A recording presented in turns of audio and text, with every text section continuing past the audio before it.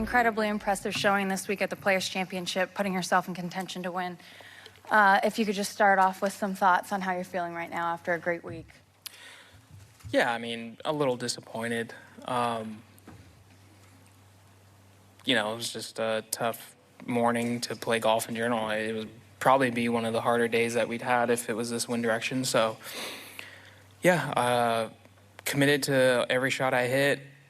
The one on 17 was exactly what I was trying to do. Just didn't work out, but a lot of positives this week to take from, and proud to give myself a chance today, and next time maybe it'll go in my favor.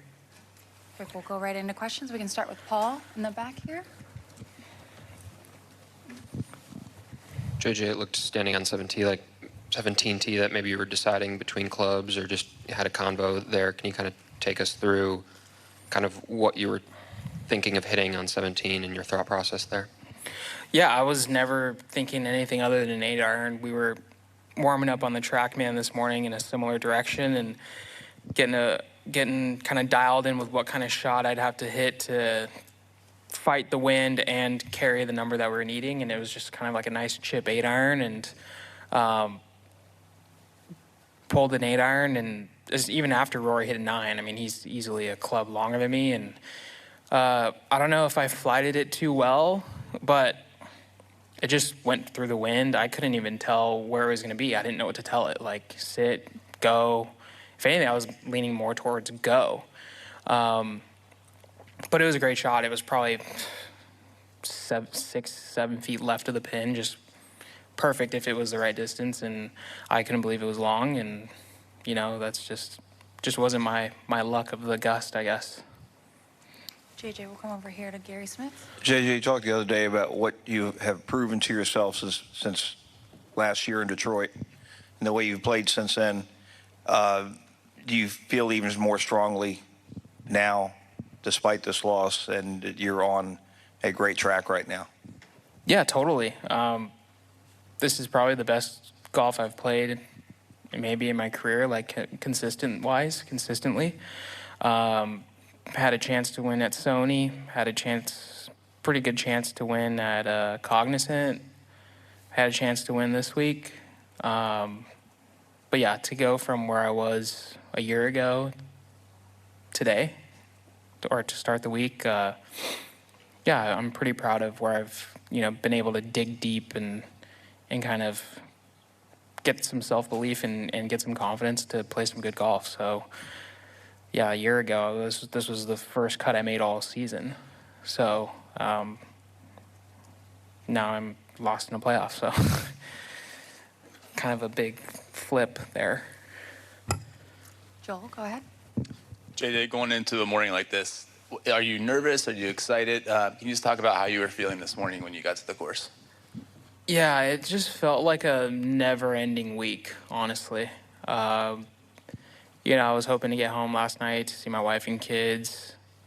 Even before the delay and all that happened, I had a flight ready to go. So I didn't feel nervous. I felt really good last night. I slept better than I did Saturday night, slept better than I did Friday night.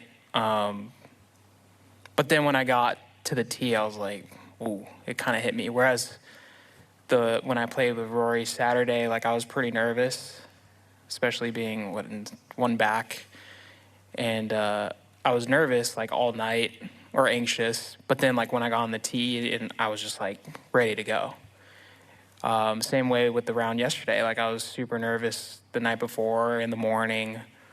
But then once I got into my routine and then got to the tee, it was I was ready to go. So I don't know what the difference was. Maybe because I knew it's do or die, maybe.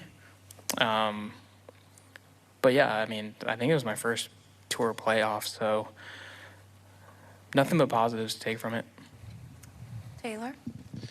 JJ, what are the reasons why you're playing the best golf of your life in 2025?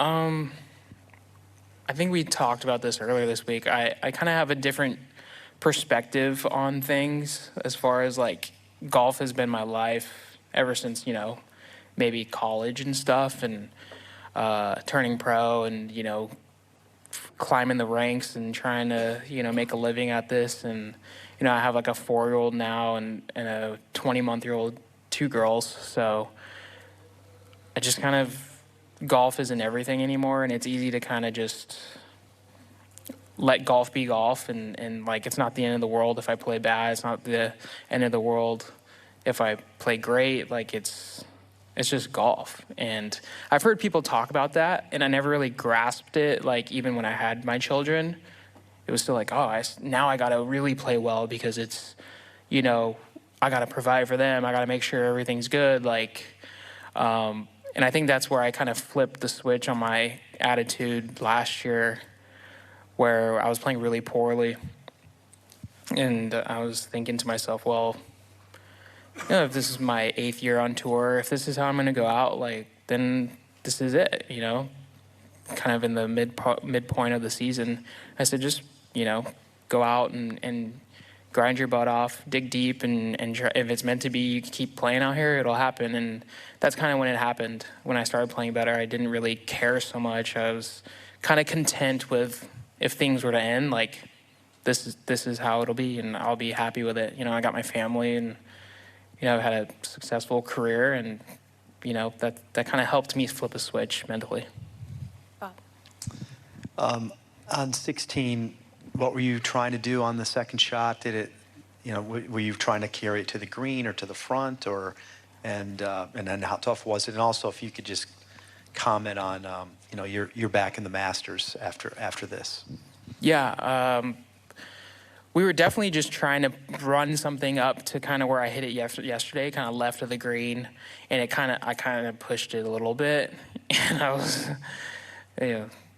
kind of scared there for a second. I didn't think it was going to cover, but we had a really good lie. I just kind of thinned it, and then it came out a hair right of where we were trying to get it. But it ended up fine in the bunker, and didn't hit a great bunker shot. Kind of just slid the club right under the ball, and hit a poor shot to like 30 feet. And I think if I would have made that, things obviously would have been a little different. But yeah, it was just not meant to be on that hole. And the Augusta, that's, kind of going into today, I was thinking about the Masters and, how exciting that's going to be. So it's definitely a good consolation to the week.